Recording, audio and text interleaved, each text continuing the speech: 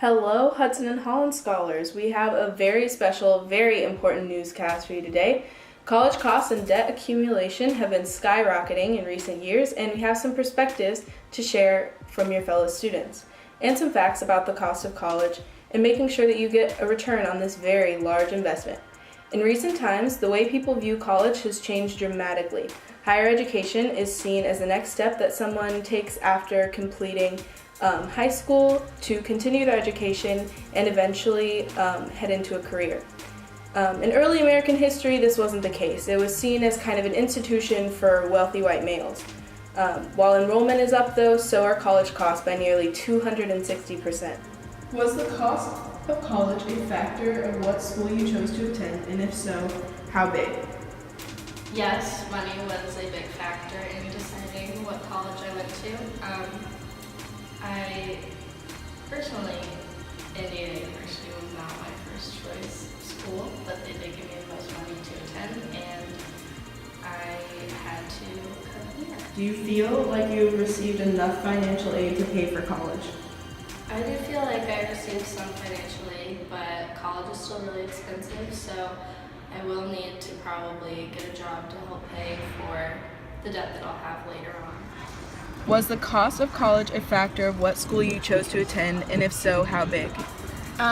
Yes, cost was a big factor in which school I chose. If cost wasn't a thing, my number one favorite school was George Washington in DC, but that is private and it's like $60,000 total cost of attendance per year, which just to me and to my parents just didn't make sense when I had just a good option in state. So the cost was a factor there. I kind of wanted to go out of state, but it's just really expensive. Do you feel like you've received enough financial aid to pay for college?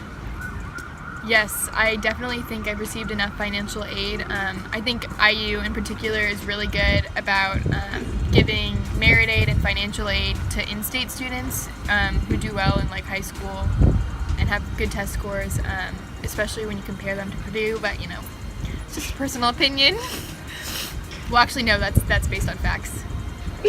Out-of-state residents have a more difficult time paying for tuition costs due to the fact that we have to pay 2 times more than in-state residents. Me being an out-of-state student myself, tuition costs was one of the biggest deciding factors on where I'd end up attending university. However, I took all the advantage I can, which I recommend to you guys, to know all the deadlines that are essential to paying for tuition costs, such as the March 10th deadline for applying for financial aid. However, you should leverage the October 1st date of the opening of the FAFSA in order to get as much money as possible. However, even though prices of colleges have been skyrocketing since the 1980s, we all have to understand how vital it is to get a college degree these days. It's important for A, getting a job, getting a decent salary, and expanding your academic horizons. Was the cost of college a factor of what school you chose to attend? While the cost of college was a factor in eliminating extremely expensive schools, it was ultimately not one of the strongest factors that affected my college decision. However, has the cost affected your studies while being here at IU? It has not. Fortunately, I received enough scholarship and enough financial aid that I did not have to obtain a job while working here as a student, and so therefore it has not gotten in the way of my studies. So why did you choose to come to IU instead of going to a cheap in-state school? Well, the Kelley School of Business was by far the best school that I could get into for my intended major. And therefore, I decided that the path that Kelley could catapult me towards was by far and away a strong enough factor to outweigh any effective cost. College a factor, what school you chose to attend? No, fortunately, my dad was able to pay for my college, and it was not something I worried about, and it wasn't a prime factor. However, did you feel like you received any financial aid or enough financial aid? Or did you receive any financial aid at all? A tiny bit. Okay. Not enough to differ my decision. And why do you think the cost of Indiana University is worth it to you and your studies and what you want to pursue after you graduate? think because it's a renowned business school, I understand, there's really no max to which, you can, learn and earn.